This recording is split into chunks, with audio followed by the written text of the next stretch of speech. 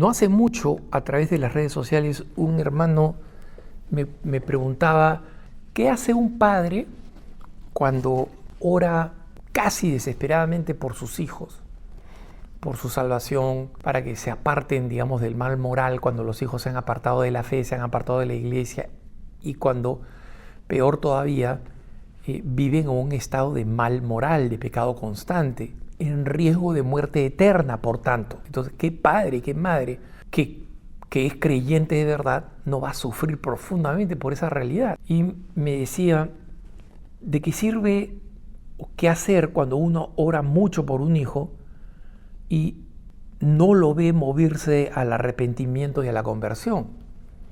Y a veces nos toca morir sin haber visto el fruto de nuestras súplicas y nuestros llantos a Dios, ¿no?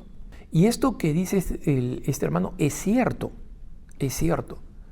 Yo he visto muchos padres, conozco muchos padres que sufren profundamente por el alejamiento de Dios de sus hijos, y en algunos casos el estado de total mal moral, de pecado mortal enraizado en el que se encuentran en su vida cotidiana. Es decir, no solamente se han alejado de la fe y no reconocen a Dios en sus vidas, sino que además tienen vidas profundamente pecaminosas y hasta criminales. Y frente a este dolor de padres que en muchas ocasiones han hecho todo lo que han podido para educar a sus hijos, entonces no siempre es culpa de los padres. Mi padre se arrepentía profundamente de no habernos educado en la fe y pensaba en mis hermanos y hermanas que no vivían la fe, porque no fuimos educados en la fe, ¿no? Yo tuve la fortuna de encontrar a la comunidad a la que yo pertenezco, que me invitó a un retiro y comenzó un proceso largo, ¿no?, de conversión. Pero la compartí con mis hermanos y con mis hermanas todo lo que pude, pero no necesariamente fue eficaz, ¿no? Entonces mi padre se arrepentía porque él sabía que él se había proclamado ateo, pues, y que la religión era una pérdida de tiempo, en voz alta, cuando vio que yo cada vez me comprometía más con la vida católica. En un almuerzo familiar dijo, bueno, supongo que Jesucristo es mejor que las drogas, ¿no? De una forma despectiva, como diciendo, casi podría comparar a Jesucristo con las drogas, y bueno, por ahí pues Jesucristo sale ganando por puntos, ¿no? Te prefiero un idiota parroquial que un drogadicto, ¿no? Si me dan para escoger, pero si pudiera escogería que seas alguien de éxito material, dedicado al éxito material, ¿no? Y él se arrepentía profundamente de habernos educado así, y de mis hermanos, sus hijos, sus hijas, que no estaban experimentando lo que él había experimentado después de su conversión, ¿no? Y especialmente cuando se acercaba a su muerte, hizo las paces, porque pudimos tener varias conversaciones diciendo, mira, lo que fue, pero ahora tú estás ofreciendo todos tus sufrimientos, todo lo que puedes, incluso tu propia muerte, por tus hijos. Y Dios lo hará fructificar de alguna forma.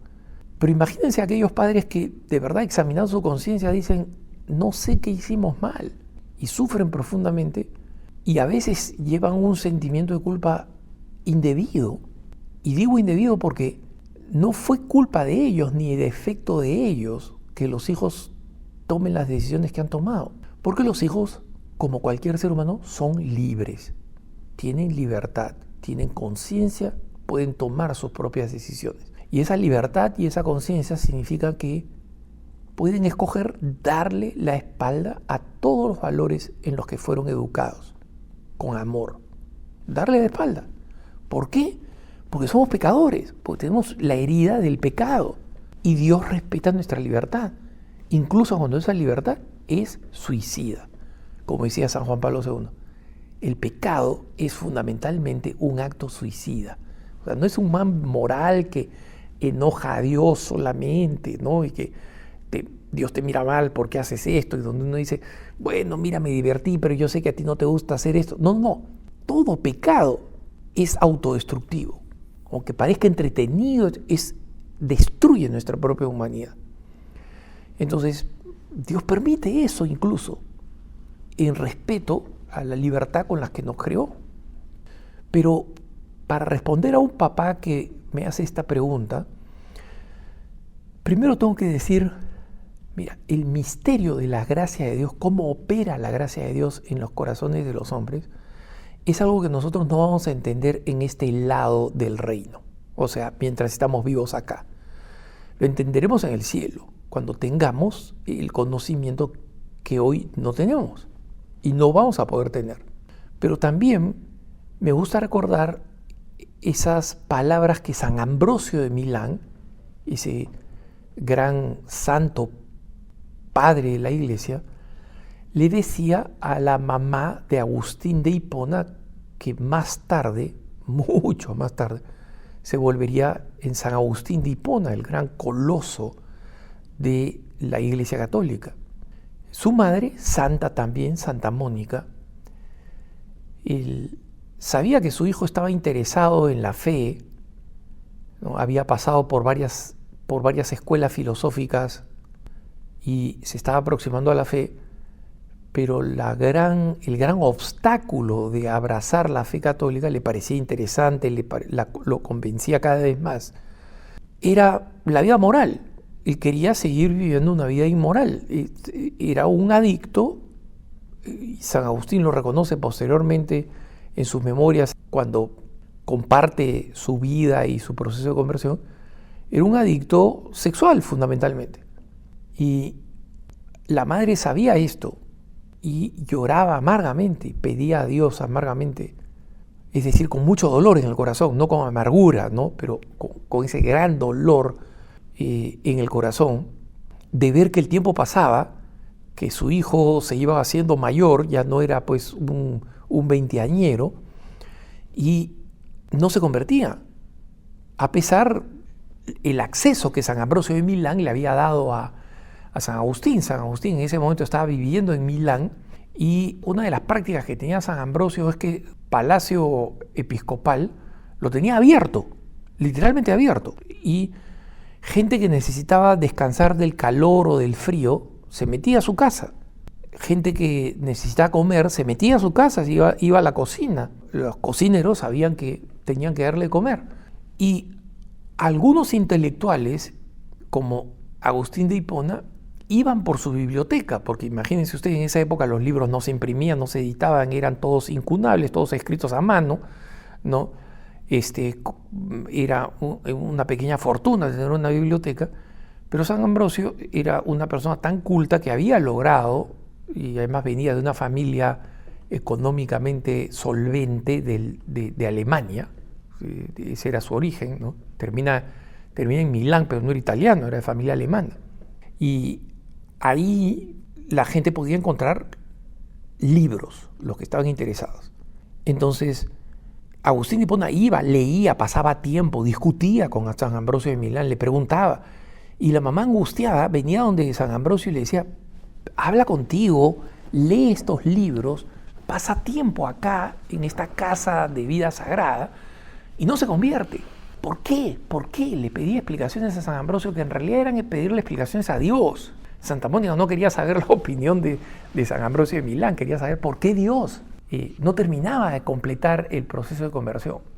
Y San Ambrosio le contestó con una frase muy sabia, ¿no? Un poco intrigante, pero muy sabia, diciendo, esto te puedo decir, Mónica, Dios no va a quedar indiferente ante las lágrimas de una madre. No va a quedar indiferente. Y esto se lo decía Santa Mónica, pero se aplica igual a las lágrimas de un padre. Lágrimas metafóricas o reales que se derraman por la conversión de los hijos.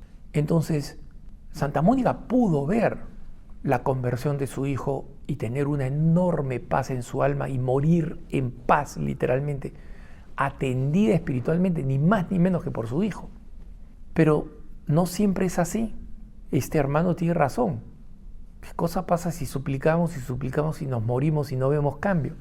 Aquí se aplica la frase de San Ambrosio: ten la certeza que las lágrimas derramadas por tu hijo, por tu hija, no van a ser desatendidas por Dios. Las lágrimas de los padres, las oraciones de los padres, están entre las oraciones que atraviesan el cielo de forma más rápida y definitiva de las muchas oraciones que se elevan al cielo. Y en consecuencia, este hermano que puede sentirse desanimado a ya no rezar porque Dios no contesta, entre comillas, que ni se le ocurra. Hay que seguir rezando. Esas oraciones perseverantes, dolorosas, que parecen estériles, son todavía más eficaces precisamente porque están acompañadas por el sufrimiento de creer o de sentir que son estériles. Pues no lo son, no lo son. Están repletas de gracia. ¿Y cómo va a actuar esa gracia en el corazón de los hijos? A pesar de su cerrazón, a pesar de su adherencia, muchas veces completamente adictiva al pecado, no lo sabemos, pero sabemos lo que dijo San Ambrosio.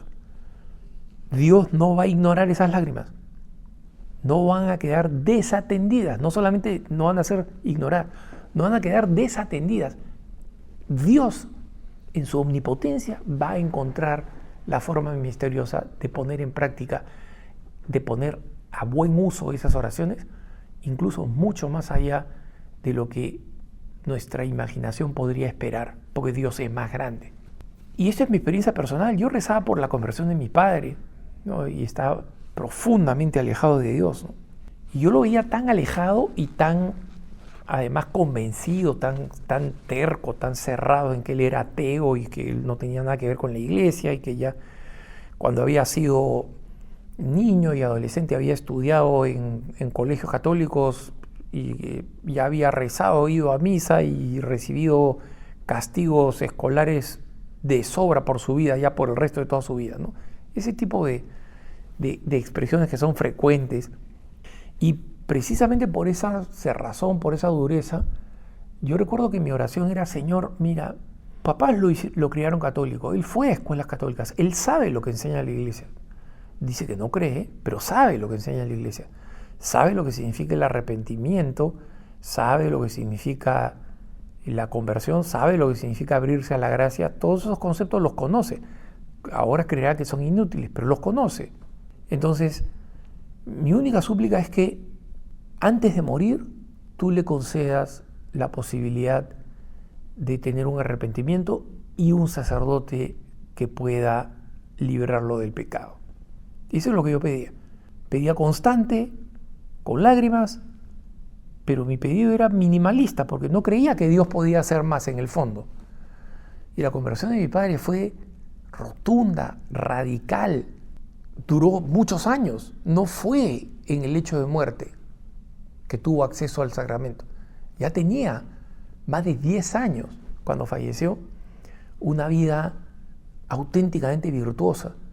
Y auténticamente virtuosa, especialmente virtuosa porque mi padre tenía problemas de adicción y en consecuencia en el papel parecía prácticamente imposible que pensara o cambiara o se acercara al Señor, porque lo que pensaba reforzaba lo que hacía y lo que hacía reforzaba lo que pensaba.